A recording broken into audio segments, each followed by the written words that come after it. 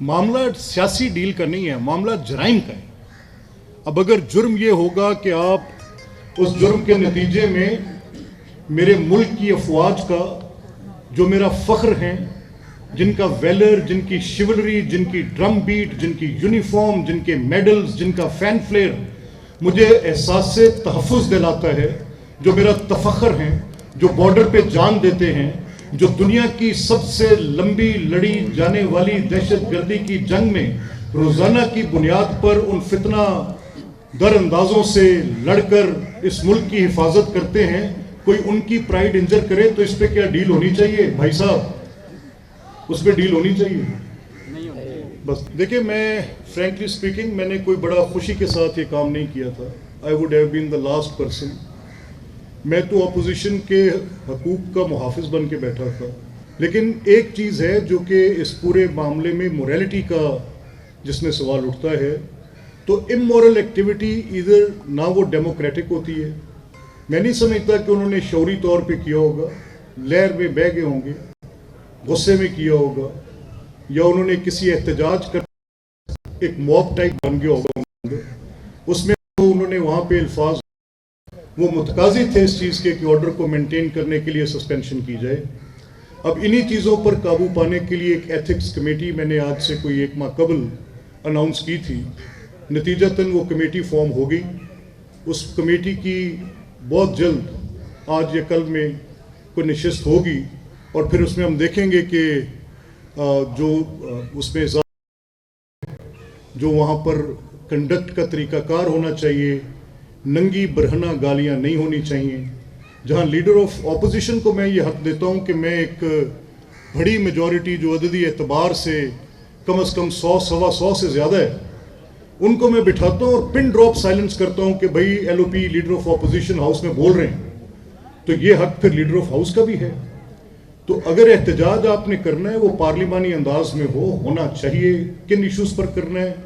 अवामी issues पर करना है, कुछ बुनियादी इशूज़ पर करना है, कुछ नाइंसाफ़ियों पर करना है, कुछ ऐसे मामले पर करना है जिसमें जिनकी हदायत पर आप वो कर रहे थे, अब वो खुद कह रहे हैं कि मैं माफ़ी मांगने पर तैयार हूँ, तो फिर उस मामले में वो जो मांगी गई माफ़ी होगी और ये किया गया एहतजाज होगा, ये कोई तालमेल खाएगा आपस में? तो ये सारी बातें आपने देखनी, गौर करनी है, और इसी एथिक्स कमेटी के पास ये मैंडेट होगा कि वो ये चीज़ें तय करें। साहब, आप सरकारी स्कूल में खड़े हैं, बहुत सारे इनिशिएटिव है चित्रकारी का। अर्शद नदीम ने कल पूरी कौम का सर पकड़ से बुलंद किया है और मियाँ चन्नू के छोटे से गाँव से उठते हुए गोल्ड मेडल जीत के आ रहे हैं। सरकारी स्कूलों में खेलों के लिए कुछ किया जाए ताकि यहाँ से भी मजीद अर्शद नदीम निकले और पाकिस्तान को मजीद गोल्ड जीत। अर्शद नदीम ने ये मुकदमा लड़ा भी और जीता भी। मैं अर्शद नदीम को उनकी इस कामयाबी पर पूरी कौम उनको मुबारकबाद दे रही है।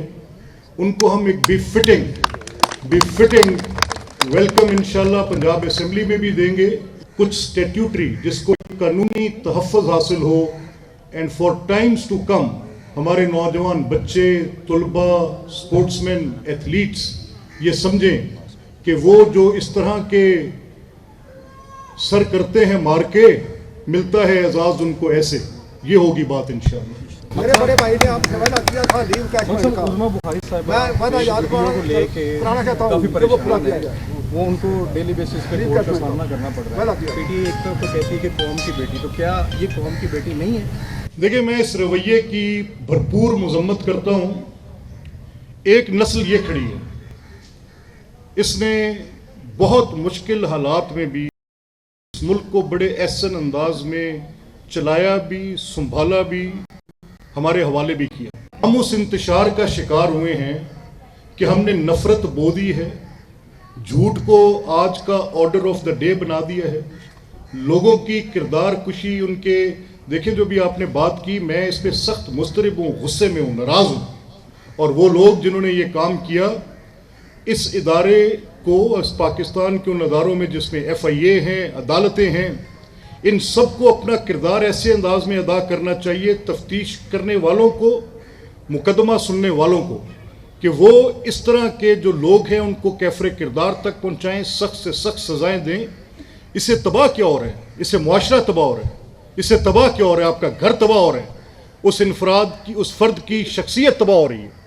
तो ये एक ऐसा जुर्म है کہ تصویر کسی کی دھڑ کسی کا جھوٹ کہیں سے چلانے والے ایک جماعت کے کارکنان ان کے ایکٹیوسٹ، تو نتیجہ کیا نکل رہے؟ فرد بھی متاثر، معاشرہ بھی متاثر، ریاست بھی متاثر، اور نفرت جو ہے وہ بوئی جا رہی ہے، گاڑی جا رہی ہے. تو اس سوال ہے، آپ کی جو ہے نا ہاتھ عوام کی نظر پہ ہوتا ہے، دیکھ رہے ہوتے ہیں کہ عوام کا مزاج کس طرح کا ہے، جو حالات اس وقت ملک میں جا رہے ہیں اور جو ایک دوسرے کو مارا جا رہا ہے بجلی کے بلوں پہ، مہنگائی پہ، دوسرے صورتحال کے بارے میں، آپ ایک طرف بنگلہ دیش کی صورتحال جو ہے آپ نے دیکھی ہے، کیا ایسی کوئی باز گشت جو ہے نا پاکستان میں آپ کو نظر آ رہی ہے؟ دیکھیں، میں آپ سے ایک لحاظ سے متفق ہوں کہ 25 کروڑ میں وسائل کی تقسیم کا جھگڑا ہے اور ریاست کی طرف سے بھی زیادتی ہوئی. میں عینی شاہد ہوں کہ جب بطور وزیر اعلیٰ شہباز شریف صاحب نے وسائل کا رخ سبسڈیز کی صورت میں عام آدمی کی طرف موڑا تو اس ملک کے معاشی ماہرین، جج صاحبان اور وہ لوگ جو مقدمات قائم کرتے ہیں، سب نے کہا کہ سبسڈی بیسڈ ماڈل اکانومی کو چلے مان لیا. پھر آگے بات کہ اب یہ کیا ایلیٹ کے پاس ہی کیپچر رہنا، ان لوگوں کے پاس رہیں اس ملک کی ریاست کے وسائل؟ جواب نہیں میں ہے. تو اس کے درمیان آپ نے بیلنس سٹرائک کرنا ہے، اور میں یہ سمجھتا ہوں کہ آپ کی سیاسی قیادت، میں کسی کو اس میں سے بری الزمہ نہیں کرتا، جج صاحبان، عسکری اداروں کی قیادت، میڈیا، سیاستدان، اساتذہ، سب کے سب کو مل کر اس کے درمیان بیلنس سٹرائک کرنے کا فارمولہ نکالنا ہے. اور ہماری قوم بڑی ریزیلینٹ ہے، یہ انشاءاللہ العزیز فسادات کے راستے میں ہمیشہ خود یہ قوم رکاوٹ ہوتی ہے. ملک صاحب، اس وقت جو سب سے بڑی صورتحال ہے وہ عوام کو وہ مہنگائی کی ہے، اور بجلی جو ہے وہ اس وقت عوام کی سے باہر ہو گئی. آپ سمجھتے ہیں کہ اس کے اوپر دیکھیں، میں نے کل سردار اویس لغاری صاحب کی بات چیت سنی ہے، اور ملک رشید صاحب ان پارلیمانی میٹنگز کا حصہ بھی ہیں. انہوں نے بھی مجھے بتایا کہ قومی اسمبلی کے اراکین کے ساتھ بات چیت میں وزیر اعظم پاکستان نے اس بات کا اعادہ کیا ہے کہ یہ جو اس وقت ایک تذبذب ہے، ایک بڑی عوامی تکلیف ہے، اس کو کم کرنے کے لیے حکومت اپنی بہترین کوشش کر رہی ہے. کہا گیا it is too little too late. کو 50 ارب کا ایک پیکیج ان افراد کے لیے جن کے 200 سے کم یونٹس ہیں، ان کے بلز کو 3 مہینے کے ڈیفرل میں ڈالنے کے لیے حکومت نے ذمہ داری لی. تو یہ ان لوگوں کے لیے جو بالکل سطح غربت سے نیچے ہیں، جو 200 یونٹ یوز کرتے ہیں، جو بہت ہی آمدنی کے اعتبار سے ہمارے بھائی وہ ہیں جن کے لیے یہ کیا جانا ضروری تھا. اب اس سے اوپر ذرا متوسط طبقے کی بات ہے، اس کو بھی حل کرنے کے لیے مجھے پتہ ہے کہ روز کابینہ کی کمیٹیاں، پارلیمان کی کمیٹیاں اس مشکل صورتحال سے نبرد آزما ہیں کہ کسی بھی طریقے کے ساتھ ان کے اندر کمی کی جائے. اور کل منسٹر پاور کی یہ پالیسی سٹیٹمنٹ بھی میں نے سنی کہ انشاءاللہ آنے والے دنوں میں یہ ضرور کم ہوں گی انشاءاللہ.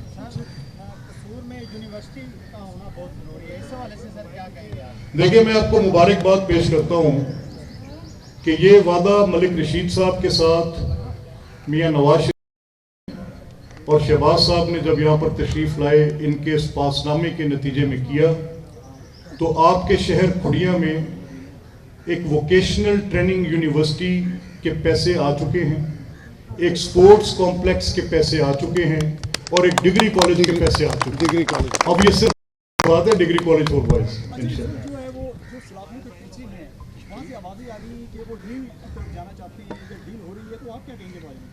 اچھا یار، مجھے ایک بات بتائیں، میں یہ بات بار بار سن رہا ہوں اور ہر جگہ سن رہا ہوں، کیا 2018 میں جب حکومت بنی تھی کوئی ڈیل تھی کہ نہیں تھی؟ میرا آپ سے سوال ہے. اگر تھی تو پھر آپ نے ماضی سے دیکھنا ہے کہ آپ کے جو ٹینڈنسیز ہیں وہ سجیسٹ کرتے ہیں کہ آپ کیا کر سکتے ہیں. معاملہ سیاسی ڈیل کا نہیں ہے، معاملہ جرائم کا ہے. اب اگر جرم یہ ہوگا کہ آپ اس جرم کے نتیجے میں میرے ملک کی افواج کا جو میرا فخر ہیں، جن کا ویلر، جن کی شیولری، جن کی ڈرم بیٹ، جن کی یونیفارم، جن کے میڈلز، جن کا فین فلیئر مجھے احساس تحفظ دلاتا ہے، جو میرا تفخر ہیں، جو بارڈر پہ جان دیتے ہیں، جو دنیا کی سب سے لمبی لڑی جانے والی دہشت گردی کی جنگ میں روزانہ کی بنیاد پر ان فتنہ در اندازوں سے لڑ کر اس ملک کی حفاظت کرتے ہیں، کوئی ان کی پرائیڈ انجر کرے تو اس پہ کیا ڈیل ہونی چاہیے بھائی صاحب؟ اس پہ ڈیل ہونی چاہیے؟ بس مختصر ہے.